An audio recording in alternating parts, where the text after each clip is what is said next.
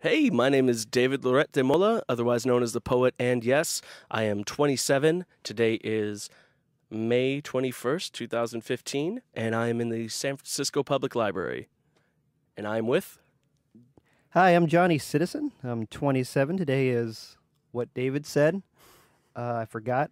Location is the same as David.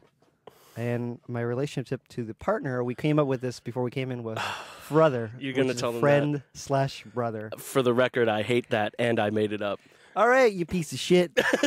So you're leaving for Italy I in am. less than 2 weeks. This is the first time. I totally, 2 weeks, because I just had puberty.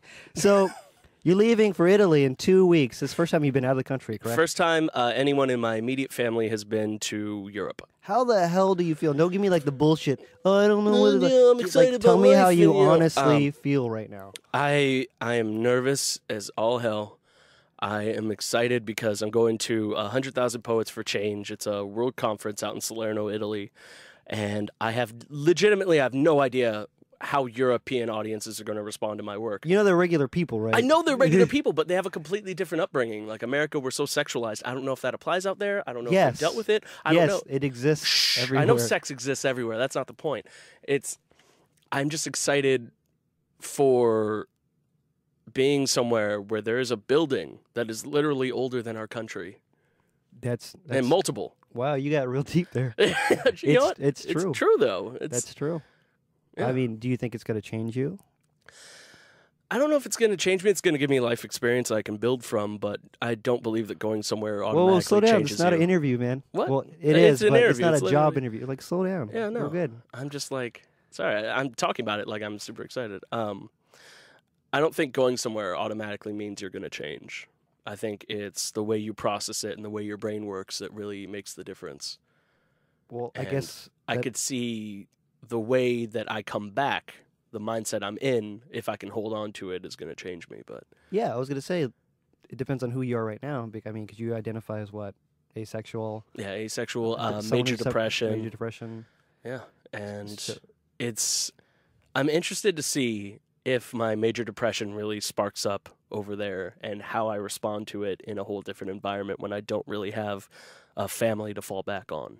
Yeah, it's just you and the few friends that you have there, and Yeah. kind of the history of Europe. Yeah, You know, well, they say in like old medical textbooks, like a cure for melancholy depression was travel. You Yeah. needed to see different and new things in order to realize your place in the world and that the world's bigger than you. And in realizing your insignificance, that it made everything okay. yeah. So. Which is ironic because, like, with depression, there comes so much insignificance. But I guess it's I don't know how to describe it. But yeah, every time we've traveled, like when we've gone up to Portland and Seattle, it's always made a huge difference.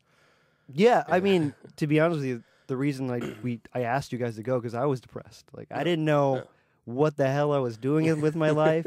But there's something about going out in the open road Yeah. in a car with friends in a decent playlist, and I think that's a requirement to have a decent Decent playlist playlist, yeah. because no one wants to hear Britney Spears the entire drive. No, just like Well, half of maybe it. if I were by myself, that's a different case scenario. Of course. But with good friends, you want to have you got to have that anthemic sing along. Yeah, That's you want not at Kesha a- at a minimum. Exactly. And you don't want that.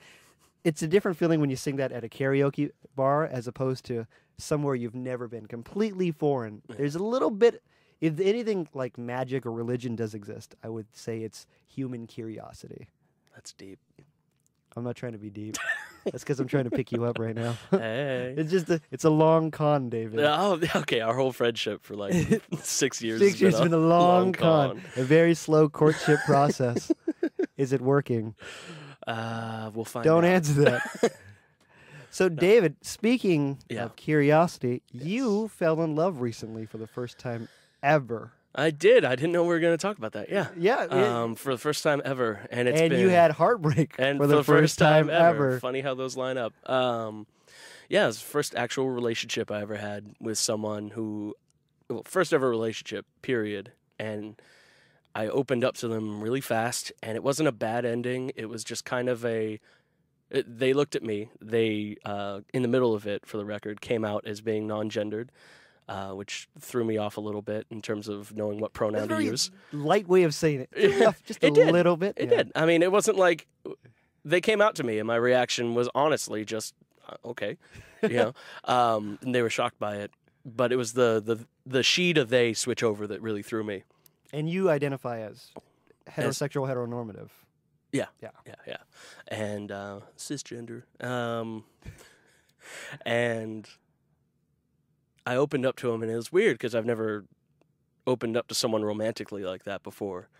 And we had this moment where we were sitting there, and they said, I feel like you don't have enough time for me. And I went, and logic brain, before I could really stop myself, went, yeah, I don't really have time for you. And before my heart could really stop me and try to keep this relationship going like it wanted to. You were just honest. It was just you being really you. Yeah.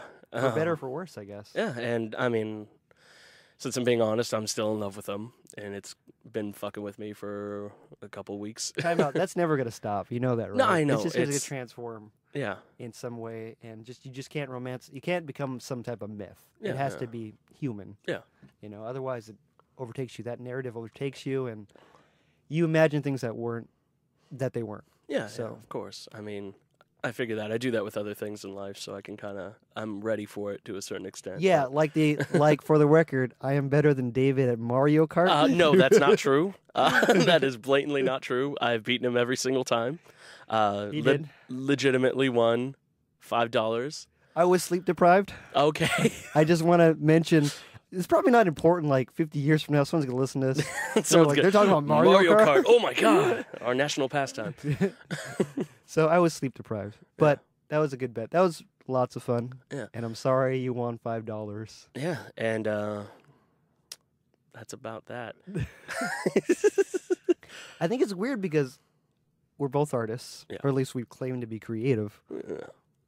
Being an artist is, I guess, the eye of other people who have money and want to pay you for I just your make stuff. what I make. You judge if I'm an artist or Exactly. I mean, you make, that's exactly it. And I think, do you think being in love and having fallen out of it, I guess not falling out, but not being within the relationship anymore, has changed your art in any way? God, it made me try to distract myself from this huge gap that I've never had to experience before in my life with my art.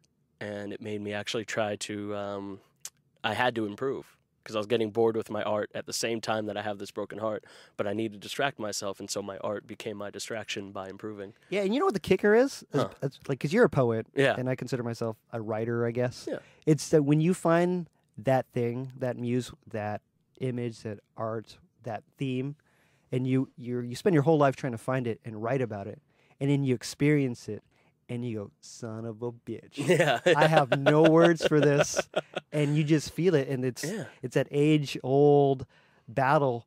Here's the art. Here's what I want to experience. Here's what I experienced, and I want to share it, but I am not capable of doing it. I'll do the best I can, and I know I'm just going to fail the least amount possible. Yeah. I mean, I can't write personally while I'm in the moment. I need to have been able to process it, and then I can afterwards go, okay, this is how this worked. This is how this pieced together. Well, because if you wrote it in the moment, you'd be an asshole because you're not experiencing it. Yeah. You know? Yeah.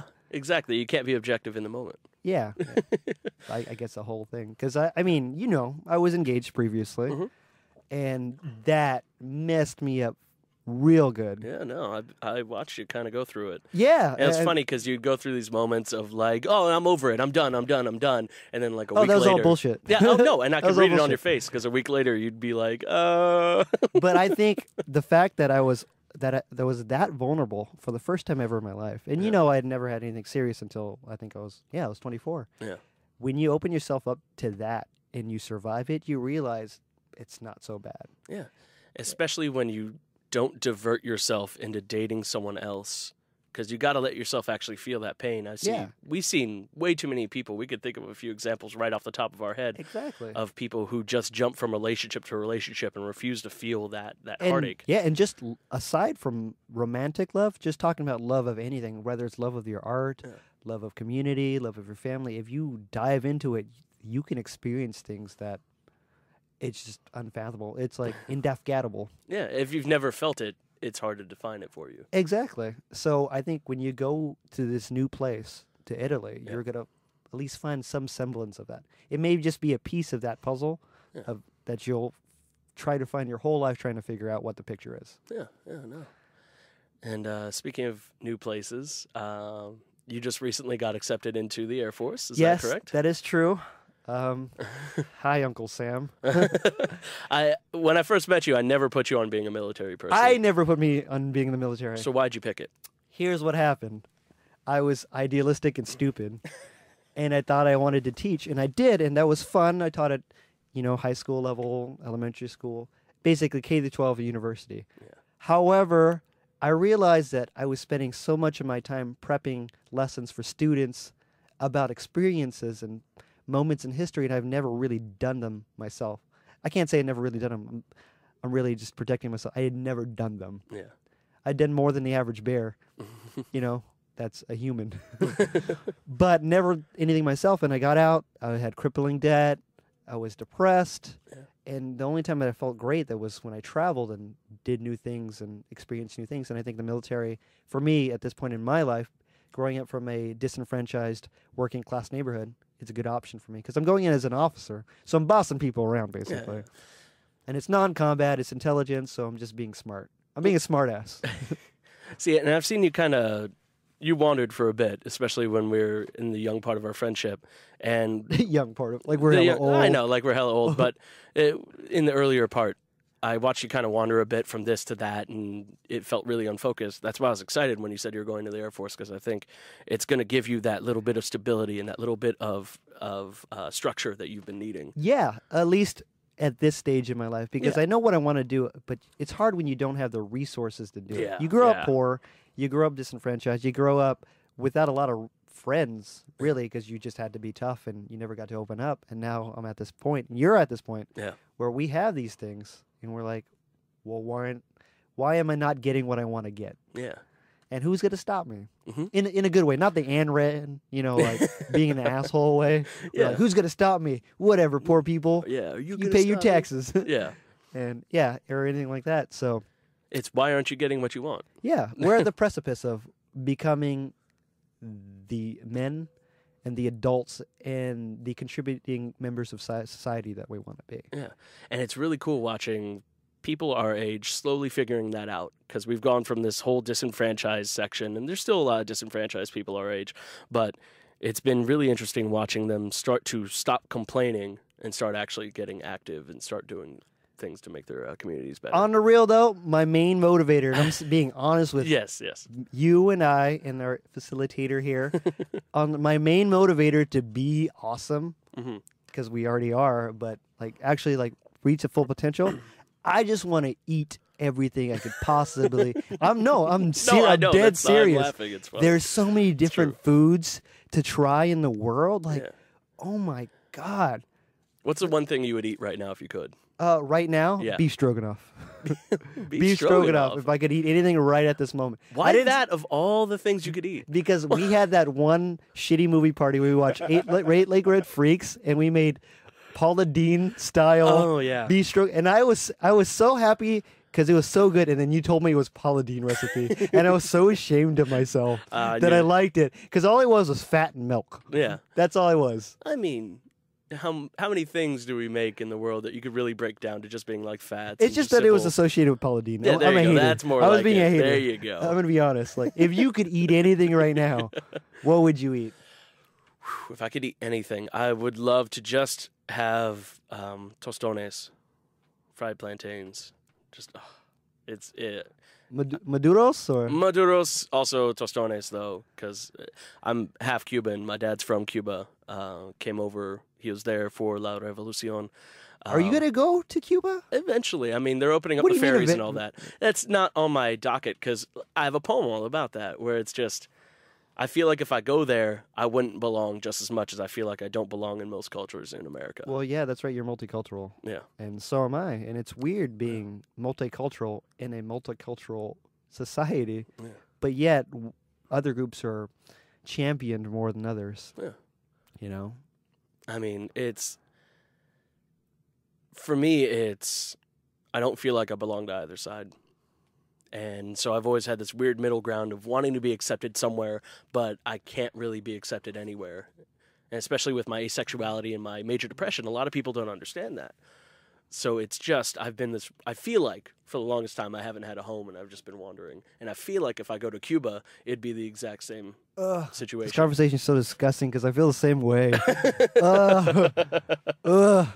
And a hug just doesn't cut it. It doesn't. It's just like... You ever get that hug from someone who's like a half-hearted hugger and you're like, why are you even trying? I got someone who literally put 2 hands on my shoulders and just went, and just touched and went off. I've gotten like where I've tried to hug someone, but they literally like slap your cheek like, and they're like, "Good on you." I'm like, "What? Like what a jerk!" Like the mafia movie, yeah, like that.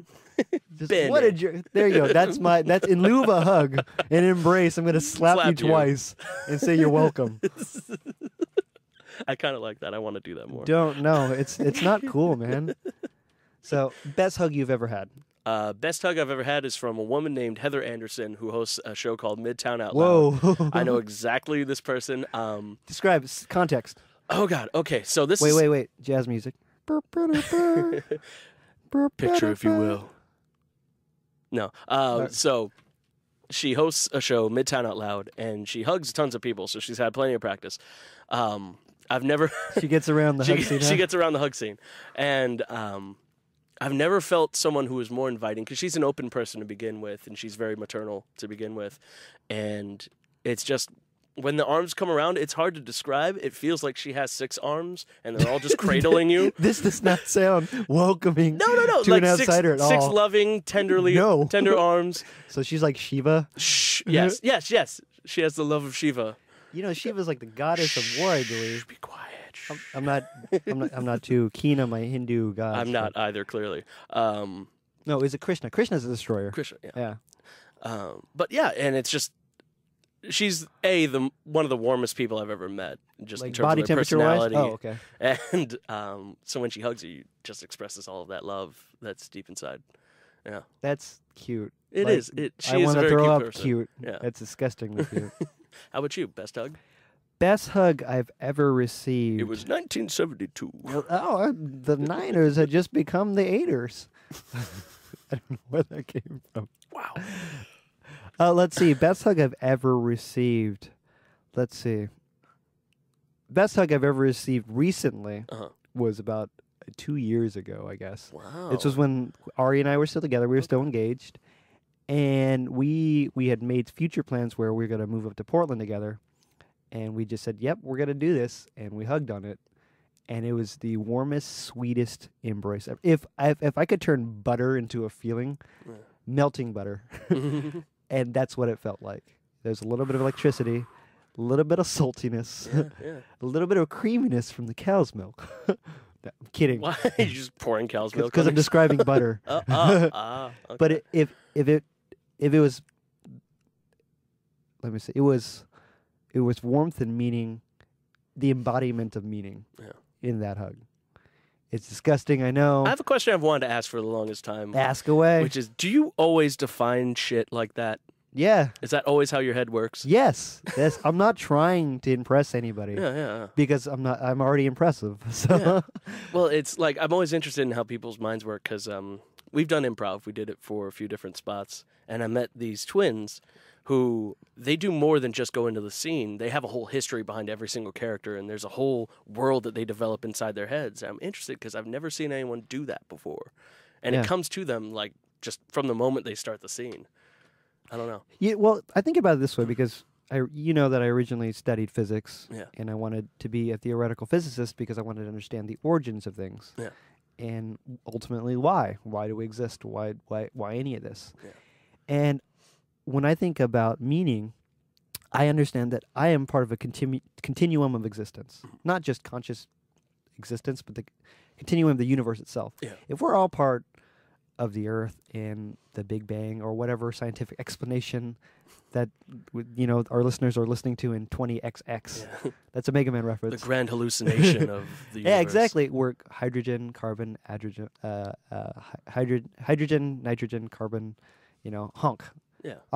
Let's see, hydrogen, oxygen, nitrogen, carbon. Yeah, if we're all those things and they were part of something else, we're a continuum of just atoms and particles. So we already have history imbued in us. Yeah. we're just conscious of whatever this is now. And I'm not trying to get religious or spiritual or anything, but that's what I think about when I think of meaning. Everything's always attached to something else. Yeah. And I've told you, everything means everything to me. Yeah. Which makes me so anxious and so nervous about everything. But at the same time, you have to just function, right? Yeah. You just have to just leap. You got to keep going. Yeah. What about you? That's a big open question. What about me in what regard? What about you? Like, why do you do what you do? Can you sum up what your life pursuit is? Yeah, actually, my life pursuit is to encourage people to better themselves and grow in their own way and help find themselves. Let me hear about your selfish life pursuit. Like, my selfish. I don't. So you want to make people better, just like you're the true altruistic person that exists in society. Like here's as selfish as it gets is this. I want to raise the level of the world around me so that I feel normal, and then when I feel normal, I want to step up, and I want to keep raising that, so I keep having to step up, so I'm not normal. So it is selfish in regard of I want to get better, I want to get better, I want to get better. But I also want to pull up everyone around me so that I have an encouragement to get better. Well, you're like me. You're the type of guy who's barely tried, and you excel. Yeah. Period. Yeah. And it gets boring. So Yeah. I understand what you mean. Because, I mean, that's similar to my life pursuit. Because I just, ultimately, whatever I do, I just want to make sure that at least one person doesn't feel like they're alone.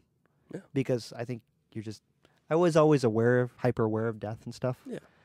And I just never want anyone to feel like that. Even though I think it's kind of intrinsic to how human beings are.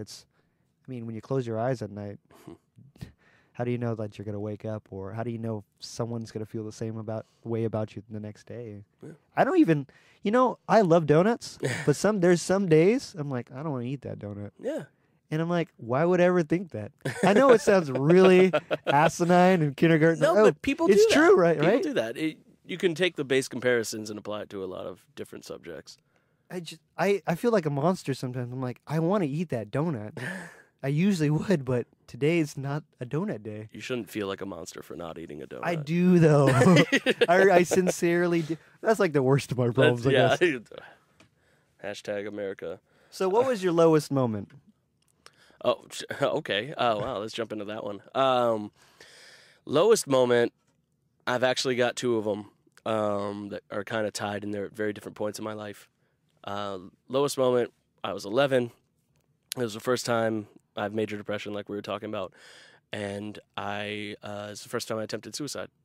11. 11. Shit. Yeah. I didn't know that. Yeah, no. I faked sick home so I could stay home from school. My parents had to go off to their separate jobs and whatnot.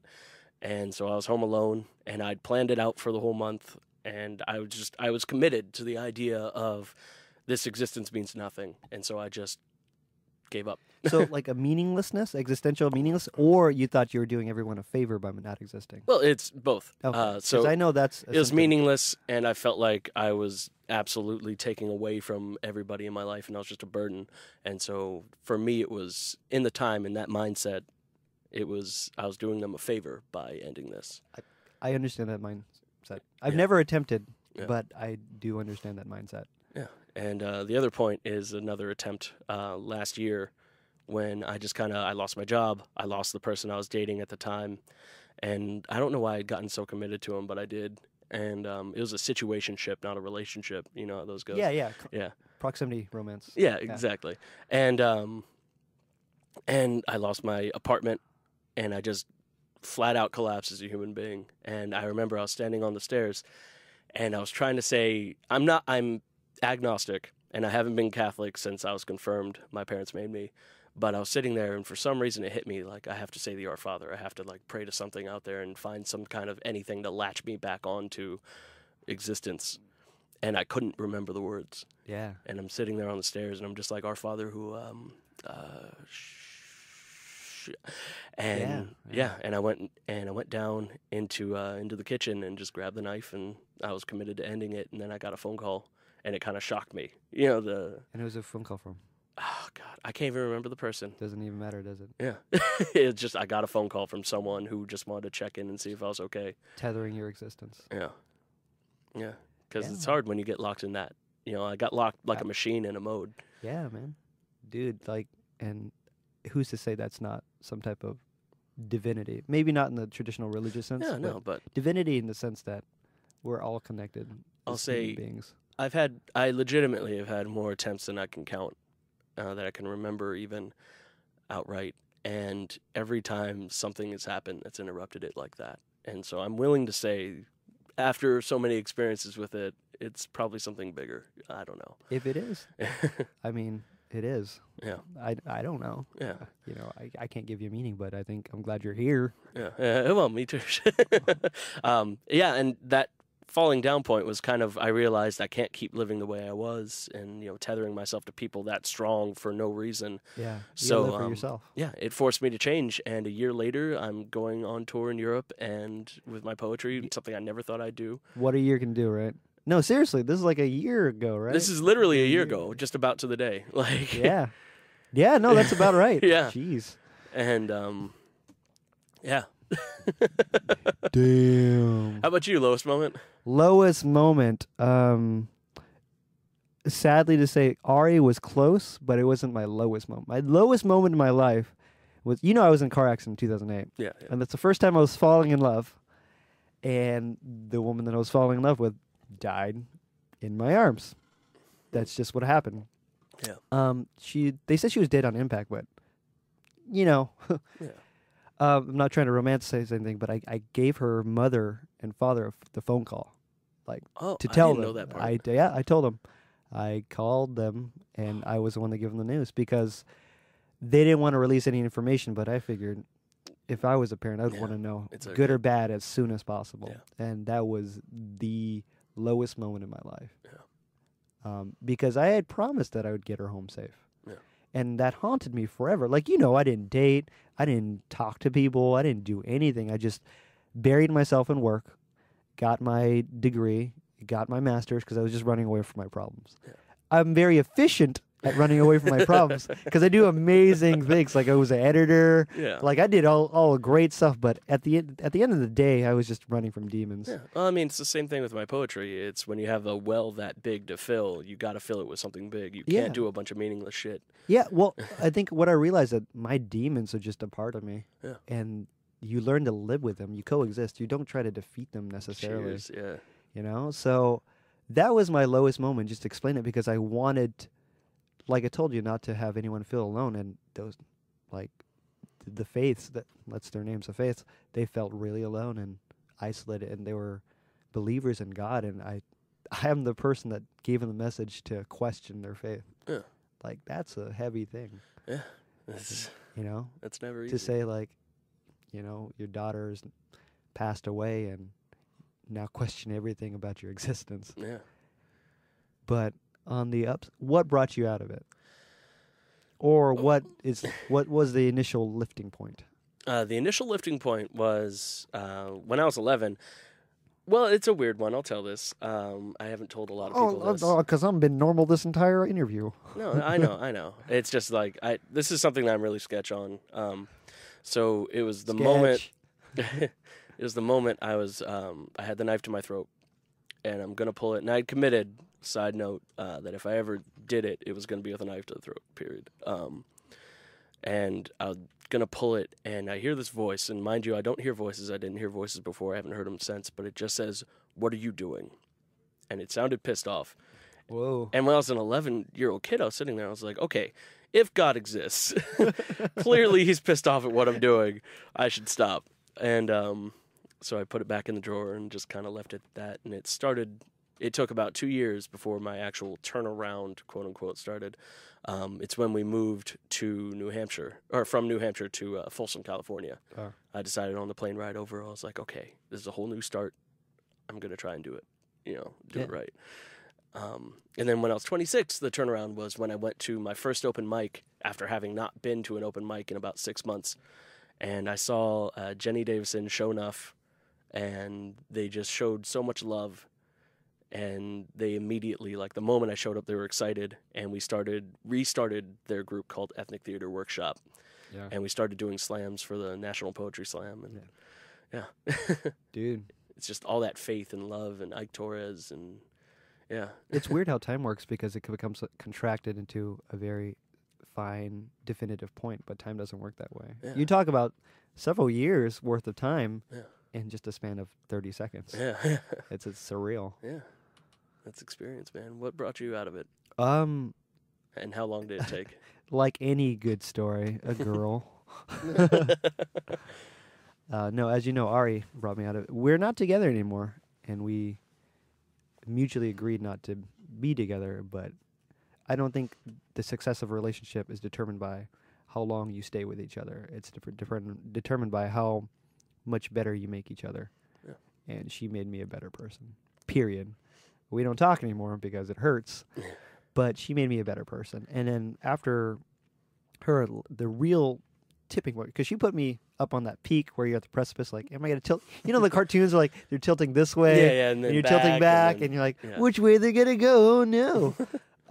I had traveled to Portland with you and Tyler, and we were there, and we were on the open road, and I don't know if you remember this, but there was like a fork to go different directions, and I just thought, this is where I want to be. I want to see all these things. Yeah.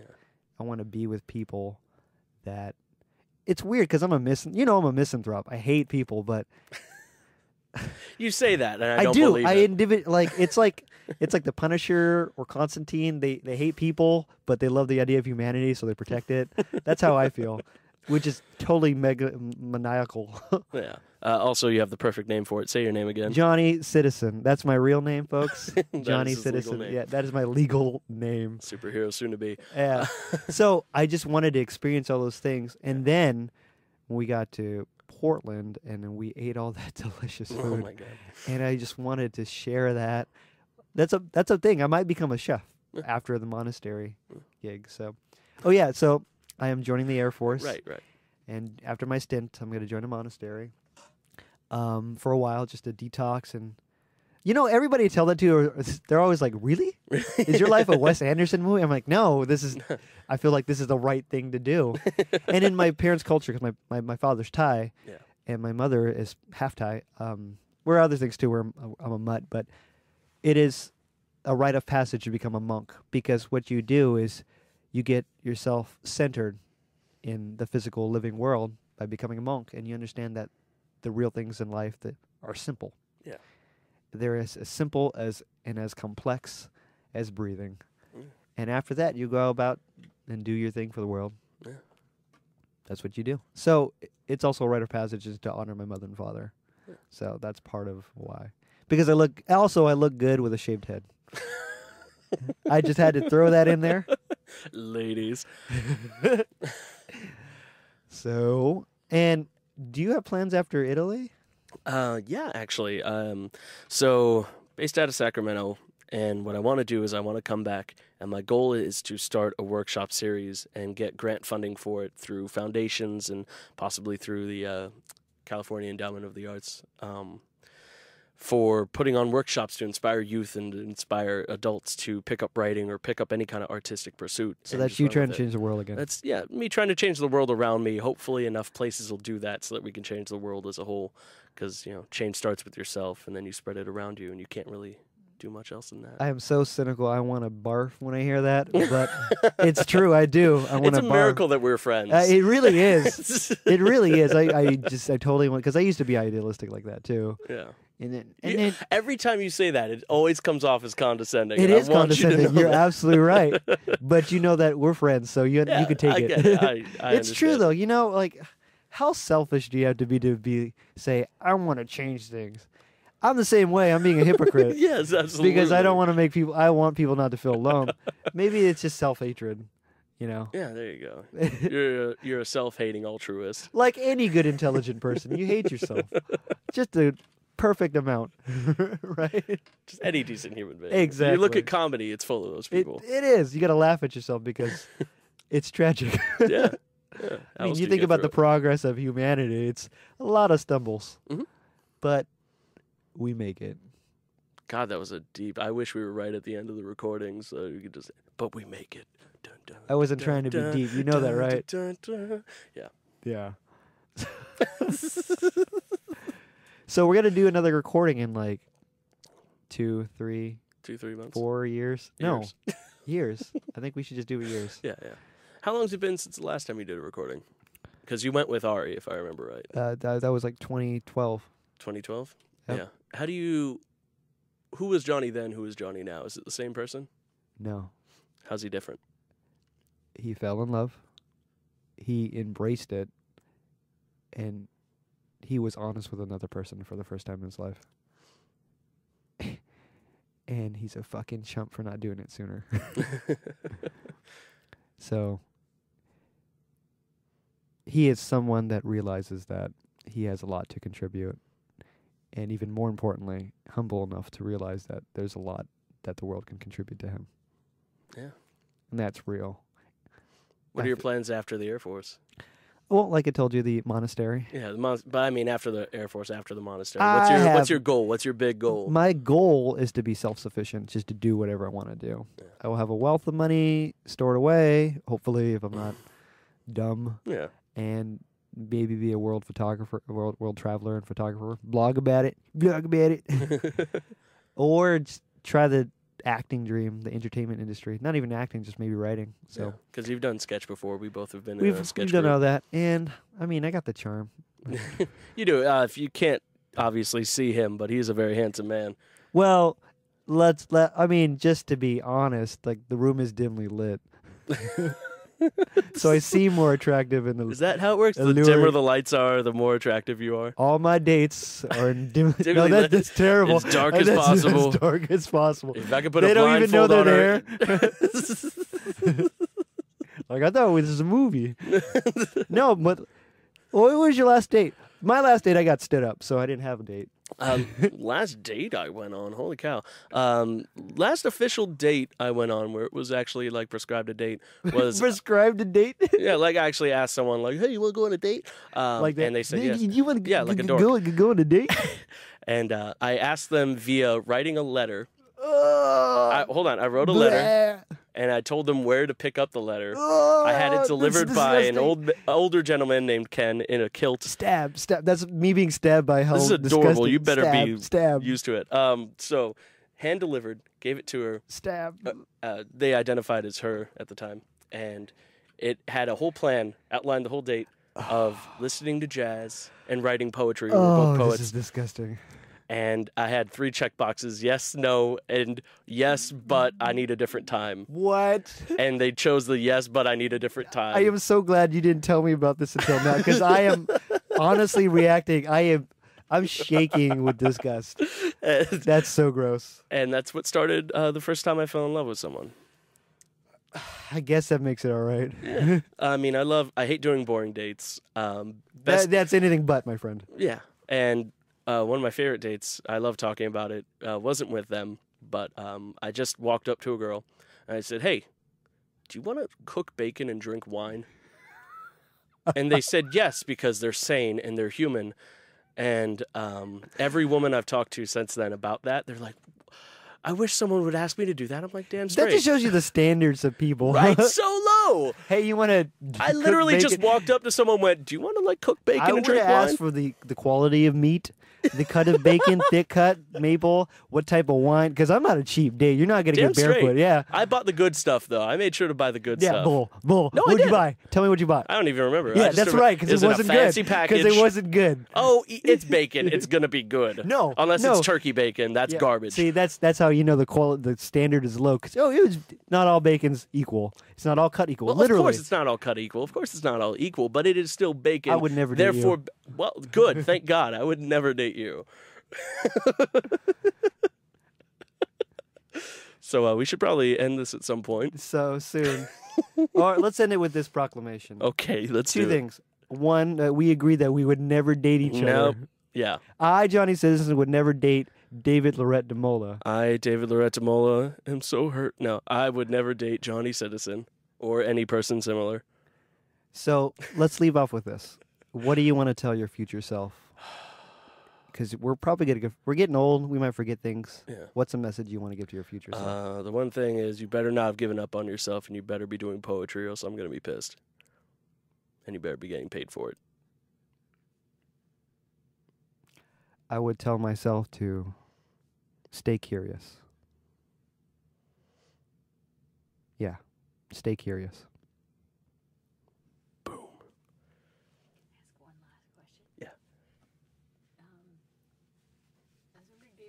describe what it feels like to perform, or what that performance you were talking about specifically, that you were saying, oh, it was amazing, and there was like mad love in the crowd. Like, what was that moment like, and what does it feel like? Oh, when I came back? Yeah. This is a place I hadn't been to for a while, and this is in Luna's Cafe over in Sacramento. And like I stopped in, I was feeling like hell. I was just like, I need to be there. And so I went in, and immediately they saw me, and Show Enough and Jenny Lynn just ran over and gave me hugs. And like nobody had really given me a good hug in a long time. And it's funny how that really helps you. Yeah. You know, you need that physical contact. And when you have depression, you avoid it. So I got hugs from them, and then other people who had seen me and knew my work and loved my work, they did the same. They followed suit. It was like a line of people just hugging me. And my performance wasn't actually that good. It wasn't terrible. I stumbled on my words. I messed up, but everybody applauded because it was just they hadn't seen me in so long, and they just afterwards they all gave compliments, and I was sitting there like I don't really deserve it. But real quick, what did you perform? I had performed Amen, and I believe I performed Around the Dinner Table, an argument of biblical proportions. Why don't we end this with a little the last dance of one of your poems? Okay. That way you're performing. Gosh, it's funny. I've never tried to do the end before. Name what this is first. So this is called Amen. Amen. I guess what I'm trying to say is faith has many shapes to it, and you never know what form it comes back in when it comes around again, but since that realization set in, it's become a part of who I am. I don't have to be a man of God to be a man of good intention. I just have to be a man. Amen. Amen. Yeah. So that's a whole piece about the word amen and how it actually it has meaning to it. Pound it. Boom. Boom.